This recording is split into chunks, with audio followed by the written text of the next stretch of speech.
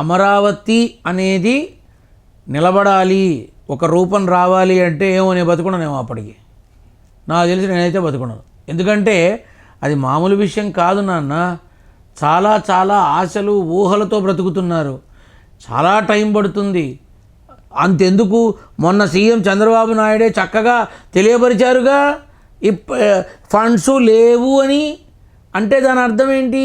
Steel plant funds ఇందులో వాడను, దానికి వచ్చిన ఫండ్స్ ఇందులో వాడను, ఇందులో ఫండ్స్ రావాలంటే వెయిట్ చేయాలి, కాబట్టి ఇప్పుడు ఫండ్స్ లేవు. క్లియర్ కట్గా చెప్పారుగా మహానుభావుడు, నిజాయితీపరుడు, ఎక్కడా పొల్లు పోకుండా అబద్ధం చెప్పకుండా సున్నితంగా శుతిమెత్తగా చక్కగా తెలియపరిచేశారు.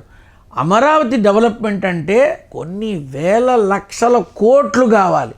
ఇప్పుడు ప్రభుత్వం దగ్గర అంత శక్తి లేదు, పై ప్రభుత్వం ఇస్తుంది అనే ఆలోచన అంతకన్నా లేదు. కాబట్టి అమరావతి అనేది ఒక షేప్కి రావాలి, కనీసం ఒక అవగాహన రావాలి అన్న 15 ఏళ్ళు మినిమం పడుతుంది.